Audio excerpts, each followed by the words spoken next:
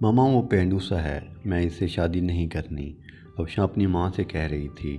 ماں نے پیار سے کہا، بیٹی وہ تمہارا کزن ہے، اچھا لڑکا ہے، کیوں شادی نہیں کرنی اس سے؟ افشاں نے کہا، ماما وہ پینڈو سا ہے، نہ اسے کپڑے پہننے کی تمیز، نہ اسے بات کرنے کی تمیز ہے، میں اس کے ساتھ شادی نہیں کروں گی۔ ماں نے کہا، افشاں شادی تو کرنی پڑے گی، تم راضی ہو یا نہ ہو۔ افشاں نے اپنے کزن سارم کو کال کی، کہا، سارم میں تم سے شادی نہیں کرنا چاہتی، تم شادی سے انکار کر دو۔ سارم نے کہا، میں ماں باپ کی مرضی کے خلاف نہیں جا سکتا۔ افشاں نے کہا، میں تمہارے ساتھ زندگی بھر نہیں رہ سکتی۔ سارم نے کہا، تم خود انکار کر دو، میں تو کچھ نہ کرنے والا۔ افشاں نے جب دیکھا اس کی شادی سارم سے کر رہے، افشاں نے خودکشی کرنے کے لیے گھر میں پڑی میڈیسن کی کافی ساری ٹیبلٹ کھا لیں۔ ہسپتال لے گئے، ڈاکٹر نے معدہ واش کیا، جان بچ گئی۔ افشاں نے اپنی ماں کے سامنے ہاتھ جوڑے، ماما مجھ پر رحم کرو، میں اس جاہل انسان کے ساتھ نہیں رہ سکتی، وہ بھی گاؤں میں۔ ماں نے کہا، بیٹی سوچ لو، ہم سب جانتے ہیں وہ سارم بہت اچھا لڑکا ہے، کیا ہوا وہ اتنا پڑھا لکھا نہیں ہے، وہ گاؤں میں رہتا ہے تو لیکن وہ لڑکا اچھا ہے۔ افشاں کے نہ چاہتے ہوئے بھی افشاں کی شادی سارم سے کروا دی۔ افشاں نے بس سمجھ لیا زندگی برباد ہو گئی، سارے خواب ختم ہو گئے، سب خوشیاں جلا دی گئی ہیں، سب کچھ ایک جاہل انسان کے حوالے ہو گیا۔ پہلی رات تھی، افشاں نے سارم کو کہا، سارم تم مجھ سے شادی کرنا چاہتے تھے، شادی ہو گئی، لیکن مجھ سے دور رہو۔ سارم نے مسکراتے ہوئے کہنے لگا، ٹھیک ہے۔ افشاں آپ اتنا غصہ کیوں کر رہی ہیں؟ افشاں نے کہا، تم نے میری زندگی تباہ کر دی سارم۔ سارم نے ایک ڈبیا کھولی، اس میں چمکتی ہوئی انگوٹھی تھی۔ سارم نے وہ ڈبیا افشاں کے سامنے رکھی اور کہنے لگا، افشاں یہ گفٹ آپ کے لیے۔ افشاں نے انگوٹھی اٹھا کر سائڈ پر رکھ دی اور کروٹ بدل کر لیٹ گئی، رونے لگی۔ سارم نوافل ادا کرنے لگا، پھر افشاں کے پاس لیٹ گیا۔ یوں زندگی کا سفر شروع ہوا، افشاں کا دم گھٹنے لگا سارم کے ساتھ۔ سارم دیکھنے میں خوبصورت تھا، بس زیادہ پڑھا لکھا نہیں تھا، ڈیسنٹ سا بھی نہیں تھا۔ افشاں ماڈرن سی لڑکی تھی۔ سارم صبح اٹھتے ہی افشاں کا ماتھا چومتا، پھر خود ناشتہ بناتا۔ افشاں کو غصہ آتا، یہ بندہ مجھے امپریس کرنے کے چکروں میں ہے۔ افشاں جب سارم کے ہاتھ کا بنا کھانا کھاتی بہت حیران ہوتی، اتنا مزے کا کھانا۔ سارم رات کو تھکا ہارا آتا، افشاں بس خاموشی سے اپنی دنیا میں گم سی رہتی، اس کو کوئی پرواہ نہیں تھی سارم کی۔ سارم بھی افشاں کو کچھ نہ کہتا تھا، گھر آ کر کھانا بناتا، افشاں کو کھانا دیتا۔ افشاں پتھر دل تھی شاید، نہ گھر کی صفائی کرتی، نہ وہ کبھی سارم کے کپڑے دھوتی۔ سارم اپنے کام خود کرتا۔ سال گزر گیا، سارم افشاں کی ہر بے رخی چوم کر برداشت کرتا۔ افشاں کو یوں لگتا کہ ایک بدبو سا انسان پلے پڑ گیا ہے۔ سارم چونکہ ایک مرد تھا، وہ عورت پر ہاتھ اٹھانا مرد کی شان کے خلاف سمجھتا تھا، پھر اس پر ہاتھ اٹھانا جو ہم سفر ہو۔ سارم نے ایک دن کہا، افشاں تم اپنا خیال کیوں نہیں رکھتی؟ پاگل، دیکھو رنگ کتنا دھیما پڑ گیا تمہارا، تمہارے بال دیکھو کتنے روکھے سے ہو گئے۔ سارم افشاں کے پاس بیٹھ گیا۔ 1 سال کے بعد سارم نے یوں افشاں کو خود چھوا، افشاں کے بالوں میں آئل لگانے لگا۔ افشاں نے کہا، چھوڑو مجھے سارم۔ سارم نے کہا، نہیں چھوڑوں گا۔ افشاں نے دھکا دیا، آئل سارم کے اوپر گر گیا۔ افشاں جانے لگی، اٹھ کر سارم نے بازو پکڑا، پاس بٹھا لیا، مسکراتے ہوئے کہنے لگا، افشاں میں یوں ایسے آپ کو نہیں دیکھ سکتا۔ افشاں نے کہا، میرا بازو چھوڑو سارم، مجھے درد ہو رہا ہے۔ سارم کے پاس بٹھایا، آئل لگانا شروع کیا افشاں کے سر میں۔ افشاں کے سر میں آئل لگایا، پھر چہرے پر سکرب کرنے لگا۔ افشاں خاموش بیٹھی تھی۔ سارم نے مسکراتے ہوئے کہا، چڑیل جاؤ، اب شاور لے آؤ اور پنک ڈریس پہنو، میں تمہاری فیورٹ بریانی تیار کرتا ہوں۔ افشاں حیران تھی، اتنی بے رخی پہ بھی اتنا پیار ہے سارم۔ افشاں شاور لے کر آئی، آج گہرے چہرے پر عجیب سی چمک تھی۔ افشاں نے اپنی دوست کو کال کی، یار سارم ایسے کیا میرے ساتھ؟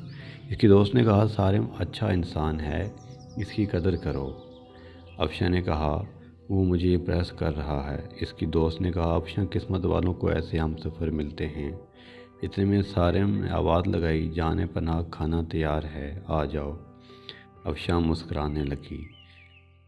آج بریانی سے مزے کی خوشبو آ رہی تھی۔ افشاں نے کھانا شروع کیا۔ اتنے مزے کی بریانی، اس کا دل چاہا تعریف کرے سارم کی، لیکن خاموش رہی۔ کھانا کھایا، کمرے میں سونے چلی گئی۔ سارم نے برتن اٹھائے، واش کرنے لگا۔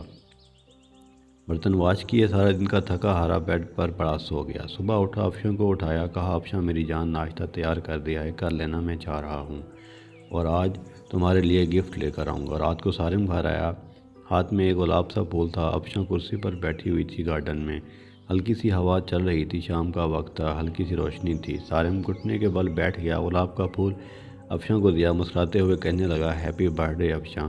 افشاں نے کہا تم کو کیسے یاد، میرا آج برتھ ڈے ہے۔ سارم نے کہا ہم سفر ہوں آپ کا افشاں۔ پیپر نکالے، ایک لفافے سے کہا، افشاں کا ہاتھ پکڑ کر کہنے لگا افشاں جانتی ہو یہ پیپرز کا چیز کے ہیں؟ افشاں کا دل رکنے لگا، یہ سارم کیا یہ ہم دونوں کی خوشی ہے؟ افشاں نے کہا بتا دو سارم یہ کیا چیز ہے؟ گھر کے پیپرز ہیں، میں نے گھر لیا ہے اور تمہارے نام کیا ہے۔ افشاں کو یقین نہیں ہو رہا تھا۔ افشاں نے دیکھا نیا گھر، وہ بھی میرے نام۔ افشاں کرسی پر بیٹھ گئی، آنکھوں میں آنسو آ گئے۔ سارم اتنی محبت، سارم کی آنکھ سے پہلی بار آنسو چھلکا تھا۔ سارم نے کانپتی ہوئی آواز میں کہا افشاں ایک چیز مانگوں؟ افشاں نے کہا ہاں، میں سر ہلا دیا۔ افشاں ہمیشہ خوش رہنا، جانتی ہو تم پری سی معصوم سی بہت پیاری ہو تم، مجھے بہت خوش نصیب ہوں تم جیسی ہم سفر ملی مجھے۔ افشاں ہماری شادی کو 2 سال گزر گئے، لیکن ہم نے کبھی ایک دوسرے کو سینے سے نہیں لگایا، مجھے آج سینے سے لگا لو نا۔ افشاں نہ چاہتے ہوئے بھی آج سارم کو سینے سے لگا لیا۔ سارم زور سے سینے سے لگا، رونے لگا، کہنے لگا یہ ہاں نہیں، کیا پتہ پھر نصیب ہوں نہ ہوں۔ اتنا کہہ کر سارم کمرے میں چلا گیا۔ افشاں کو سمجھ نہیں آ رہا تھا کہ کرے سارم کو کیا سمجھائے۔ افشاں کو سمجھ نہیں آ رہا تھا، سمجھے سارم کتنا اچھا انسان ہے، کتنا برا سلوک کیا میں نے سارم کے ساتھ۔ افشاں کا دل چاہ رہا تھا سارم کی باہوں میں سما جاؤں۔ سارم کی بے باک محبت 2 سال سے سارم کو اگنور کرتی رہی، سارم پھر بھی مجھے چاہتا رہا۔ رات بھر افشاں خواب میں دیکھتی رہی، کل سارم کے لیے ناشتہ خود بناؤں گی، سارم کو اب دنیا کی ہر خوشی دوں گی، سارم کو اب کبھی اداس نہ ہونے دوں گی۔ رات بیت گئی، افشاں اٹھی، ناشتہ تیار کیا، بہت خوش تھی، شاور لیا، سارم کے اٹھنے کا انتظار کرنے لگی۔ کافی ٹائم گزر گیا، سارم نہ اٹھا۔ افشاں کمرے میں گئی، محبت سے آواز دینے لگی سارم اٹھ جائیں، میں نے آج آپ کے لیے ناشتہ تیار کیا ہے۔ سارم کروٹ لے کر سویا تھا۔ افشاں نے محبت سے سارم کو چھوا، دیکھا سارم کا جسم ٹھنڈا پڑ چکا ہے۔ افشاں نے آگے بڑھ کے دیکھا، سارم کے بستر پر خون پڑا تھا، منہ میں خون لگا ہوا تھا۔ افشاں چیخنے لگی، زور زور کر آوازیں دینے لگی سارم اٹھ جاؤ، یہ کہا کیا ہوا آپ کو؟ سارم اٹھو نا۔ محلے والے اکٹھے ہو گئے، اسپتال لے گئے، ڈاکٹر نے چیک کیا، دیکھا سارم، ڈاکٹر نے کہا میں نے کہا تھا اسے اپنا خیال رکھو، اپنا علاج کرو اور کسی کو ساتھ لے کر آؤ، لیکن یہ شاید جینا نہیں چاہتا تھا۔ افشاں نے روتے ہوئے کہا کیا تھا سارم کو؟ ڈاکٹر نے ایک آہ بھری اور کہنے لگا سارم پچھلے 1.5 سال سے بلڈ کینسر تھا، شاید اس کا خیال رکھنے والا کوئی نہیں تھا۔ مجھے اکثر کہتا تھا ڈاکٹر صاحب میں کس کے لیے جیوں، کوئی ہے ہی نہیں جو مجھے اپنا کہہ سکے، میرے گھر میرا انتظار کرنے والا کوئی نہیں ہے جو مجھے محبت سے پوچھے دن کیسا گزرا، کوئی نہیں جو مجھے کہے آپ تھک گئے ہیں چلو سر دبا دوں۔ رات کو کمرے میں اکیلا درد سے تڑپتا ہوں، لیکن کوئی نہیں ہے جو میرا درد سمجھے۔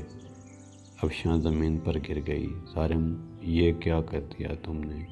سارم مجھے معاف کر دو سارم، میں پاگل ہو گئی تھی۔ سارم نہ جاؤ مجھے چھوڑ کر، سارم میں مر جاؤں گی سارم تمہارے بنا۔ سارم کی لاش سامنے پڑی تھی، جو زندگی میں شاید افشاں کی محبت کو ترستا تھا۔ افشاں سارم کے چہرے کو ہاتھوں سے لیے چیخ کر رو رہی تھی، لیکن شاید کہ اب محبت کا وقت ختم ہو چکا تھا۔